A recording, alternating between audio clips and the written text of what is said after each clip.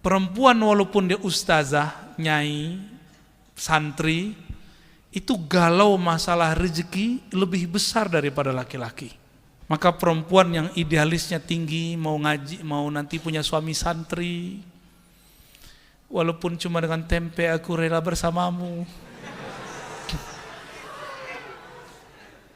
itu berubah kalau sudah punya anak.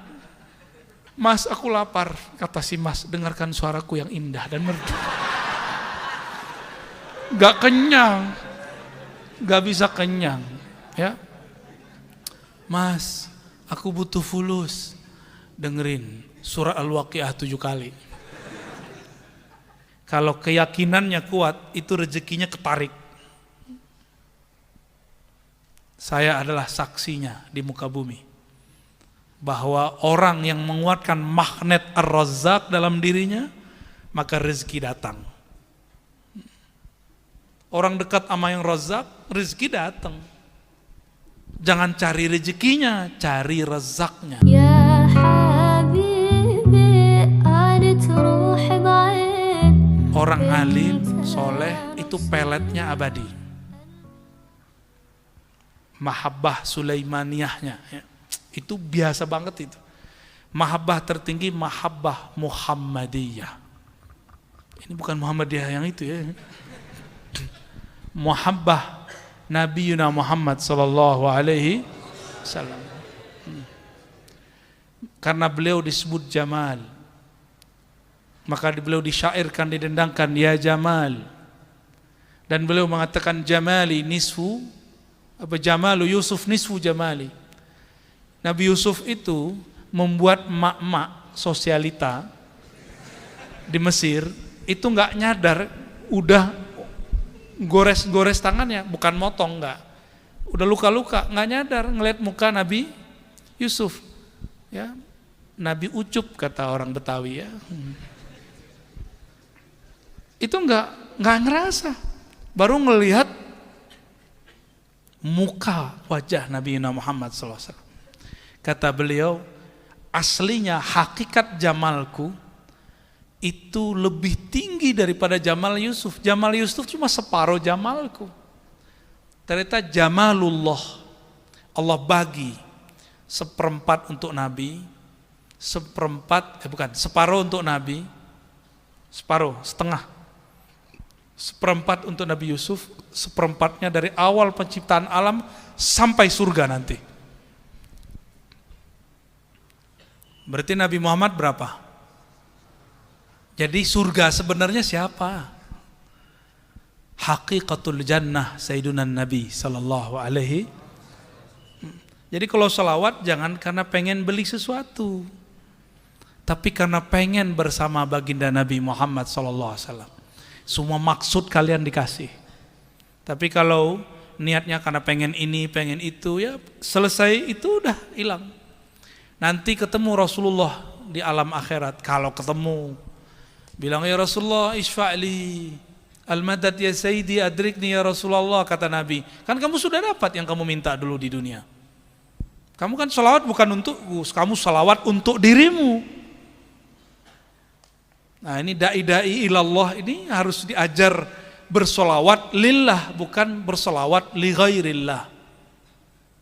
Berpuasa lillah, karena Allah mengatakan as-saumu li, puasa itu untukku, karenaku, bukan karena ini dan itu. Maka hikmah kita harus dinaikin jadi hikmah ulia, hikmah yang lebih tinggi, yaitu kepada Allah Subhanahu wa ta'ala. Mau membenarkan niatnya. Jadi kalau mau niat puasa aja, di belakang lillahi ta'alanya dikencengin, ya, lillahi, hanya karena Allah Subhanahu wa ta'ala, ya.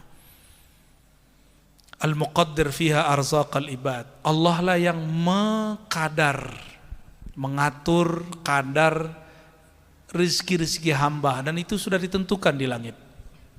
Saya pernah menyebutkan di beberapa kejadian dan kajian, ya. Murid Sayyidatuna Rabi'atul Adawiyah, namanya Rabi'atul Basriyah. Siapa namanya? Beliau ini perempuan seperti perempuan yang lain. Ini kalian belum punya perempuan kan? Belum. Coba tanya sama para kiai yang sudah laku-laku itu ya.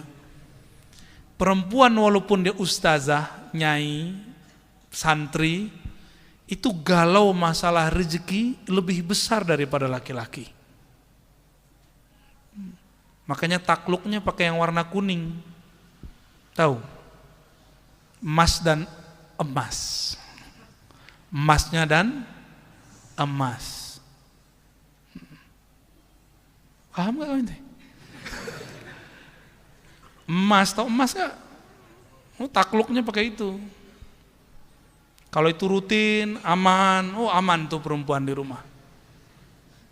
Rabi'atul Basriyah mengalami hal yang sama. Maka perempuan yang idealisnya tinggi, mau ngaji, mau nanti punya suami santri, walaupun cuma dengan tempe aku rela bersamamu. Itu berubah kalau sudah punya anak. Udah punya anak dia mulai mikir, ntar gimana anakku sekolah. Gak cukup pakai hafalan. Apalagi pakai suara bagus. Mas, aku lapar, kata si Mas, dengarkan suaraku yang indah dan merdu.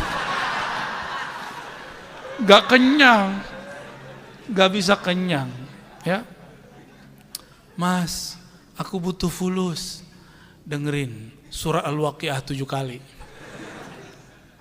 Kalau istri gak yakin ya gak bisa. Kalau yakin bisa. Masalahnya yakin atau enggak? Yakin itu magnet. Magnet.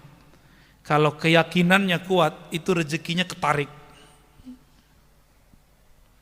Saya adalah saksinya di muka bumi. Bahwa orang yang menguatkan magnet Ar-Razzaq dalam dirinya, maka rezeki datang. Orang dekat sama yang Razzaq, rezeki datang. Jangan cari rezekinya, cari rezaknya. Carilah Allah yang maha memberi rezeki. Rezekinya ngikut.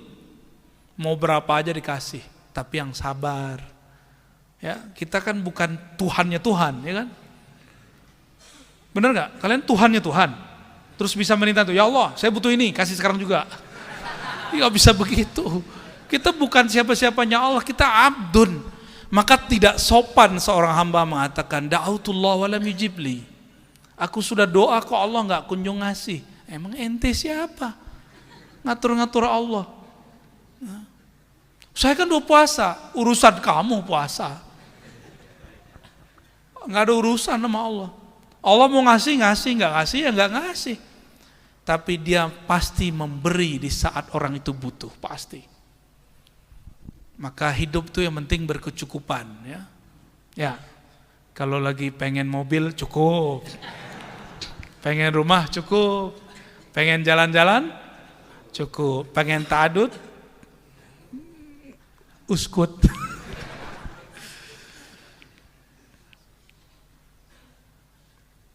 Alladzi sarrafa a'yuna dzawil qulubi wal albab.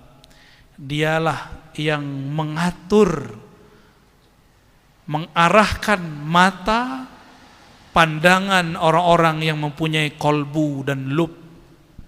Apa beda kolbu dan lub? Ulul albab. Ada di Quran?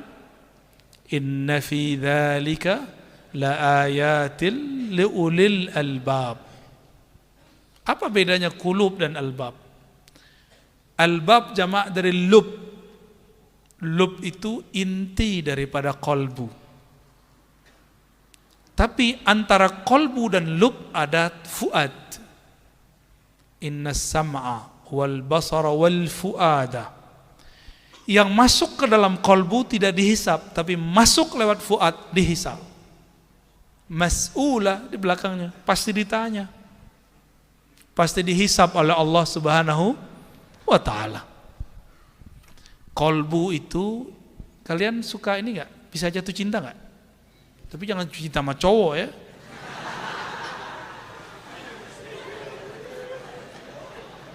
Jatuh cintanya sama awewe lah ya. Sama apa? Wedok.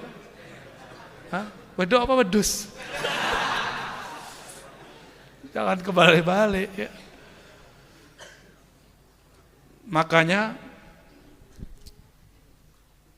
gak usah deh. Gawat ya, kalau dibahas gawat ya.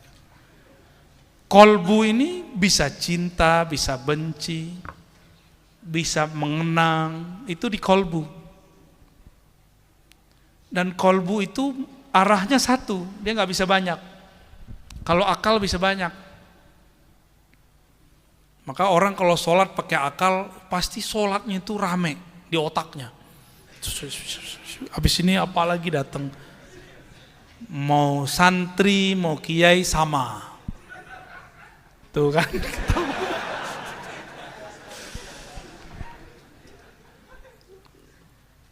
Ya kalian belajar kitab, emang kitab mengajarkan khusyuk? Enggak, khusyuk itu ilmu kolbu, harus diajarkan oleh ahli kolbu, nggak bisa diajarkan oleh kitab. Saya hafal 31 juz, yang ke satunya apa? 31-nya apa? Juz duren. Nggak bisa. Orang hafal itu masuk ke otak memorial. Ada otak memori di sini. Otak hifz. Oleh Imam Ghazali, beliau mengatakan kecerdasan hafalan baca kitab, baca Quran itu baru sepertiga kecerdasanmu. Ada kecerdasan kedua, kecerdasan akliyah, akal. Yang paling sempurna 3 kecerdasan. Ini beliau belum jadi sufi nih. Gabungan antara akliyah dan hifz. Jadilah yang ketiga. Muncullah ilmu usul fikih, ilmu akidah, ilmu fikih dan lain sebagainya. Ini Imam Ghazali sebelum jadi sufi.